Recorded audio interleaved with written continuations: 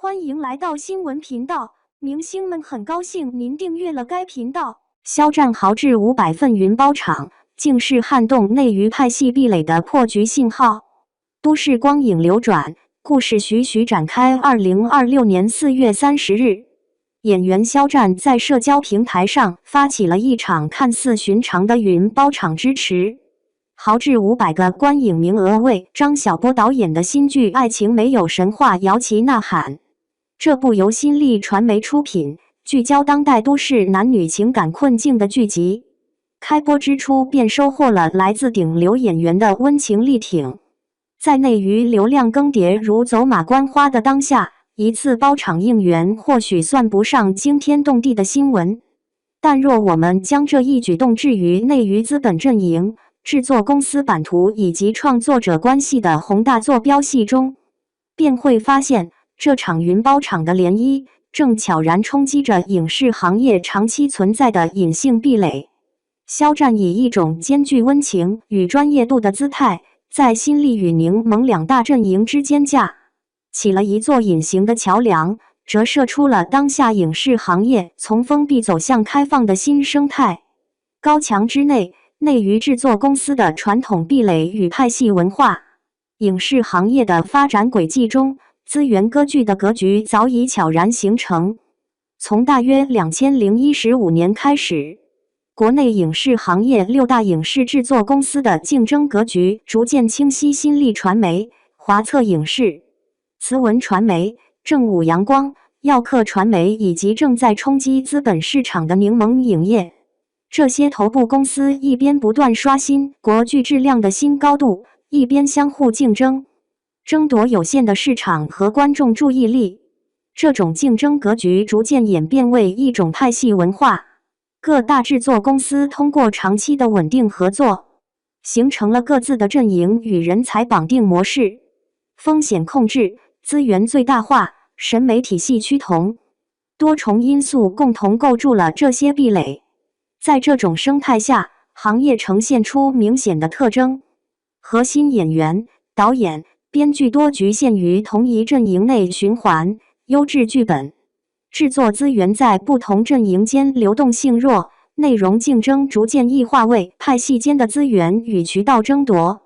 平台壁垒的日益固化，更成为艺人跨圈发展的一大阻碍。各大视频平台竞争加剧，独家绑定、深度合作成为常态。不少与单一平台深度捆绑的艺人，看似手握稳定资源，实则被局限发展。一旦想要跨界合作其他平台项目，往往处处受限，甚至连二番配角的参演资格都难以获取。平台阵营划分直接锁住了艺人的发展上限。破壁样本：肖战作为超级节点的串联实践。要理解肖战这次云包场的内核，我们需要回到那个冰天雪地的东北小城。由柠檬影视联合出品的《小城良方》是肖战在2025年至2026年倾注了极大心血的现实主义力作。在这部剧中，肖战饰演了一位从云端跌落至基层卫生院的天才医生刘增亮，而为这部剧保驾护航的正是深谙现实主义题材的张晓波导演。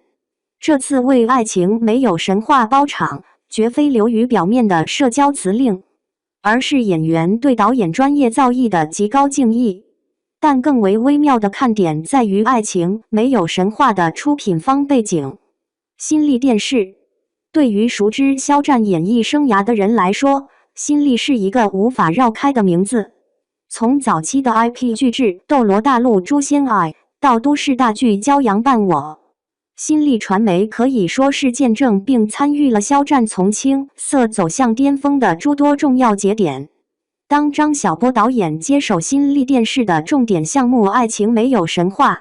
而肖战又恰好是张导正在深度合作的男1号时，一个奇妙的内娱闭环形成了。肖战的云包场一举两得地串联起了他的新项目与老东家。他既力挺了正在并肩作战的张晓波导演，又隔空支持了一直以来与自己渊源颇深的新力传媒。肖战的个人影响力构成了多维的破壁力量。顶流带来的确定性与市场保障，使其成为各方都希望合作的优质资产。持续输出的作品与职业态度，积累了跨阵营的行业认可与信任。通过合作建立的个人情谊，更成为软化制度壁垒的润滑剂。回顾肖战的演艺轨迹，我们可以看到清晰的跨阵营合作图谱。斗罗大陆骄阳伴我与新力传媒合作梦中的那片海，与西西影业合作。谍报上部封顶与正午阳光合作，小城良方与柠檬影业合作。这种多元化的合作网络打破了传统的阵营壁垒，趋势信号从各自为营到无界共荣的生态演变。变革的内外驱动力正在推动行业走向开放。从内部来看，行业降本增效，内容创新压力增大，迫使公司寻求更开放的合作以获取优质资源。影视预算收缩，资本趋于谨慎，片酬行情跌至近年低点。即便是40至50岁的资深一线男演员，出演男1号的酬劳也仅为巅峰时期的3折。高薪时代彻底落幕，腰部演员与新人处境更为艰难。行业告别粗放增长，性价比与实力成为选角核心标准。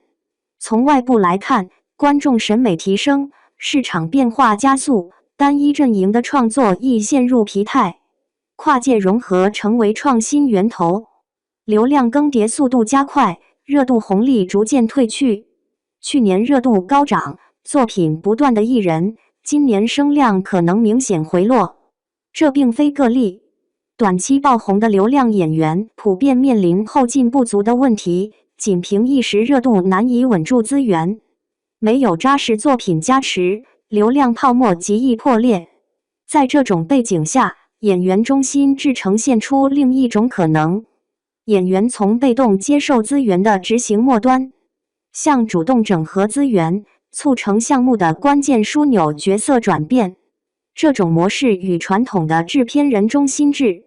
平台中心制形成了补充与制衡。肖战此时扮演的角色，更像是一个拥有巨大引力场的核心，将不同的制作资源、导演才华与市场流量温柔地聚拢在一起。展望无界共荣的新生态，我们或许可以看到这样的理想图景：以项目和人才为核心，资本与制作方进行更灵活、开放的组合，实现资源最优配置。优质创作者与头部演员的合作视野超越厂牌界限，回归内容为王的本质。人与人之间不再仅仅依赖于冷冰冰的合同与竞业条款，而是基于对好作品的共同渴望与尊重。然而，这种新生态也面临潜在挑战：如何平衡商业利益？如何建立更普适的规则与信任机制？如何避免形成新的资源中心？这些都是行业需要思考的问题。真诚是撬动壁垒的终极良方。当我们复盘这场由云包厂引发的深层思考时，会发现无论行业格局如何变迁，真诚永远是能够打穿一切壁垒的终极武器。肖战支持张晓波导演，不仅因为他是具有商业号召力的顶流，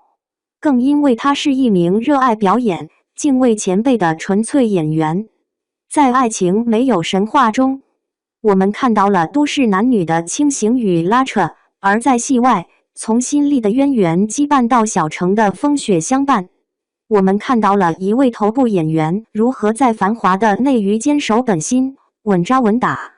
这次云包厂事件是一个微观缩影，标志着头部演员的影响力已能穿透传统资本壁垒，成为促进行业要素流动的积极变量。这一变化并非个例，而是行业在寻求突破发展瓶颈时的一种自然演进。整体来看，内娱正在告别流量至上、资本狂热的旧模式，平台垄断、片酬回落、资源收紧、流量褪色，多重变化交织，倒逼行业回归内容本身。期待张晓波导演的爱情没有神话能够在初夏绽放异彩，更期待在不久的将来，当大雪覆盖那个真实的东北小镇时，小城良方中的刘赠亮能用他的医者仁心与精湛演技，为所有的观众开出一剂治愈灵魂的良方。这是创作者之间的双向奔赴，